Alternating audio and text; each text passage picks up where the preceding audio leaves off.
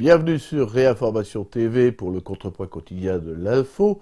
On suit tout de suite le Saint-Père en Terre Sainte. La visite du pape en Israël survient dans un moment de grande tension, non seulement entre les pays arabes et l'État hébreu, mais entre une fraction importante de la population juive et les différentes églises présentes là-bas. L'antichristianisme croît à Jérusalem notamment. Actes de vandalisme, graffitis antichrétiens, ces attaques se sont multipliées ces dernières semaines en Israël. Depuis 2008, le prix à payer, une organisation de juifs extrémistes, a mené des dizaines d'actions semblables. Des attaques condamnées par l'Église catholique en Terre Sainte.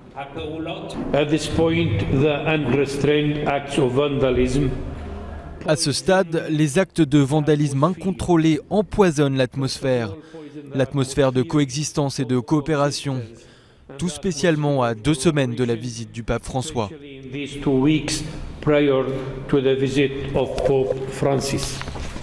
Un climat tendu, alourdi par des négociations interminables entre Israël et le Vatican.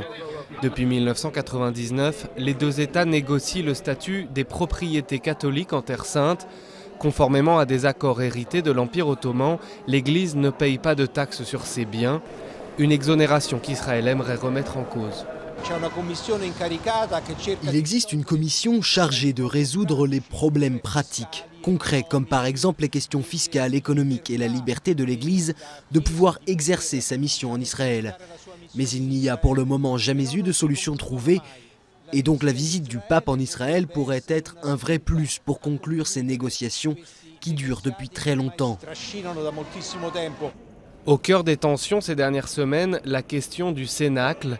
Israël pourrait transférer la propriété du lieu où Jésus aurait tenu son dernier repas à l'Église catholique.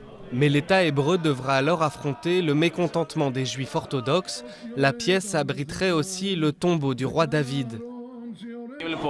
Quand les croisés viendront ici faire des signes de croix et toutes sortes de rituels, alors ce lieu deviendra pour nous idolâtre et nous n'aurons plus le droit d'y prier.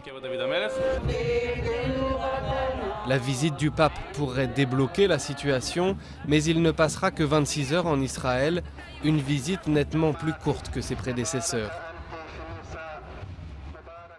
En établissant des relations diplomatiques avec l'État hébreu, malgré l'opposition des évêques d'Orient, le Vatican a mis le pied dans une situation très compliquée dont on n'a pas fini de mesurer les conséquences. La question des biens chrétiens en Terre Sainte n'est toujours pas réglée 15 ans après, et la satisfaction donnée aux gouvernants juifs a suscité de la méfiance auprès des pays arabes et musulmans. Sans pour autant désarmer bien sûr les tenants d'un judaïsme orthodoxe pour qui la foi en un Christ, Dieu incarné, mort sur la croix et ressuscité pour sauver les hommes, est une abominable idolâtrie. Chaque visite du pape en Israël suscite une flambée d'antichristianisme juif. Aujourd'hui, ce sont des tags injurieux sur les églises, assortis d'insultes et de crachats sur des personnes. Pour Jean-Paul II, ça avait été la diffusion par une chaîne de télévision importante d'un téléfilm blasphématoire pour la Vierge Marie, réalisé par l'humoriste Yair Schlein. Les autorités israéliennes condamnent heureusement de tels comportements. À 3 jours de la présidentielle, la tension monte en Ukraine. Les forces ukrainiennes en opération dans l'Est ont perdu 14 tués lors d'une attaque de miliciens pro-russes. De son côté, le président de la République autonome de Lougansk, Valéry Bolotov, a décrété la mobilisation générale.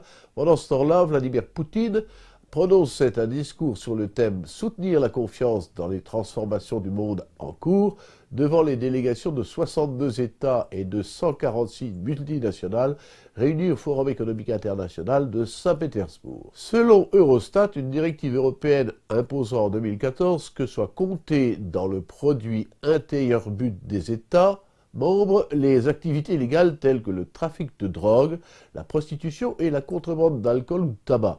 Ceci afin d'améliorer la vérité et la fiabilité des chiffres. Le poids de l'économie souterraine est estimé en effet entre 16,3% et 17,5%. Nous voilà sauvés, si l'on compte en outre le vol à main armée et les émeutes de banlieue, le PIB français va enfin connaître le bond que lui a promis François Hollande. Les Kurdes sont un petit morceau dépeuplé de l'Estrémadure.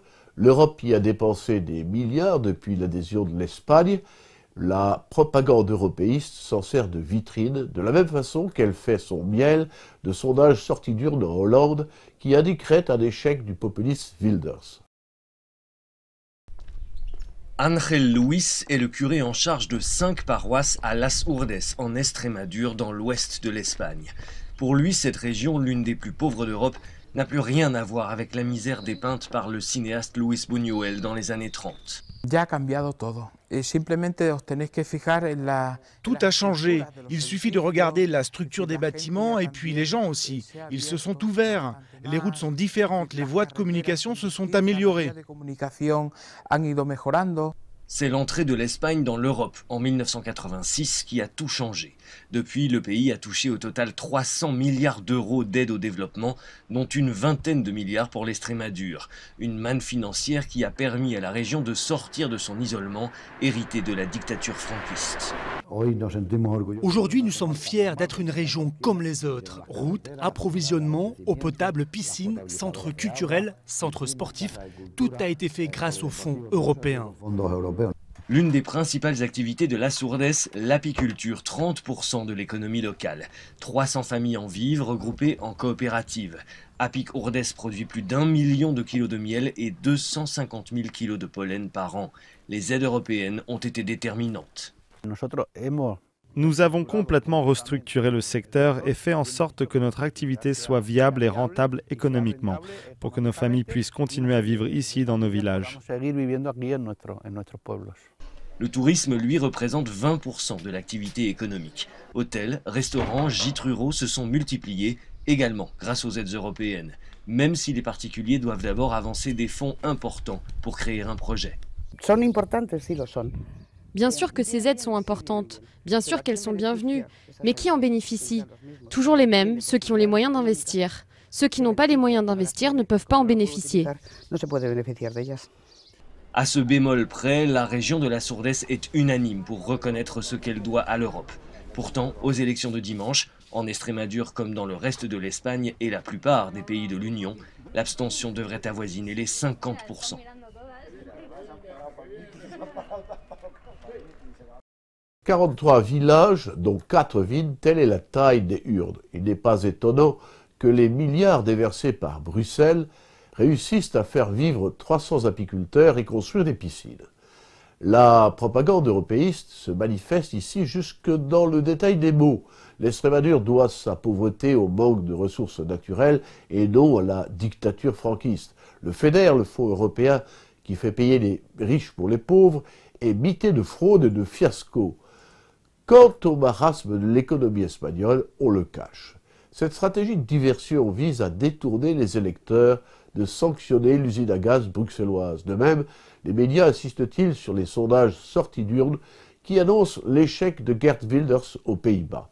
Pratiqués honnêtement, ces sondages sont fiables puisqu'ils portent sur des résultats, non des intentions. Mais sont-ils honnêtes?